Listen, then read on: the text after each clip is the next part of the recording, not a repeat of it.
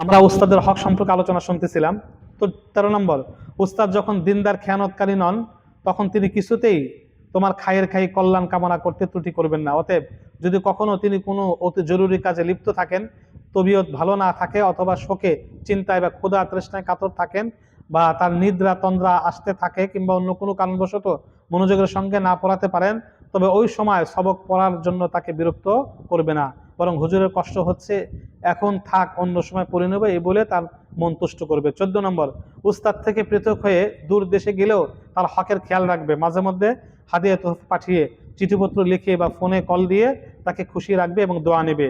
এই যুগে সর্বত্রই অন্ধকার ছড়িয়ে পড়ছে, কারণ শাগরেদ উস্তাদের হক আদায় করে না বলে সে অন্যায় করে। কিন্তু অনেক উস্তাদ এরকম আছেন যারা শাগরেদের হক আদায় করেন না, কিন্তু উস্তাদের দোষ ধরা শাগরেদের উচিত নয়।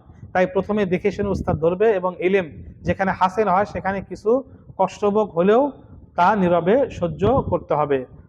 এই স্বামী স্ত্রীর হক, স্বামী স্ত্রীর হক সমূহের মধ্যে স্ত্রীর প্রতি স্বামীর কর্তব্যের মধ্যে রয়েছে: 1 নম্বর, নিজ সাধ্যমতো স্ত্রীর প্রয়োজনীয় দ্রব্যাদি প্রদান করবে, প্রয়োজনীয় বস্তু প্রদান করবে। 2 নম্বর, স্ত্রীকে দিনে মাসআলা মাসালে শিক্ষা দিবে। 3 নম্বর, তার আত্মীয় স্বজনদের সুযোগ মতো তার সঙ্গে সাক্ষাৎ করতে দিবে।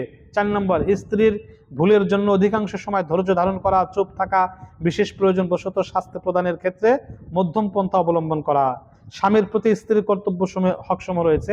স্বামীর প্রতি: 1 নম্বর, স্বামীর আনুগত্য খেদমত করা এবং সর্বদা তার সন্তুষ্টি অর্জনের চেষ্টা করা। হ্যাঁ, স্বামী কোনো অবৈধ কাজের নির্দেশ প্রদান করলে তা অপারগতা প্রকাশ করা। আমরা স্বামীর হক সম্পর্কে আলোচনা শুনতেছিলাম। 2 নম্বর, স্বামীর সামর্থ্যের ঊর্ধ্বে তার কাছে কোনো কিছুর ফরমায়েশ বা আবদার না করা। 3 নম্বর, অনুমতি ব্যতীত তার মাল সম্পদ ব্যয় না করা। 4 নম্বর, স্বামীর আত্মীয় স্বজনের সঙ্গে কঠোর ব্যবহার না করা, যা স্বামীর অন্তরে ব্যথার কারণ হতে পারে।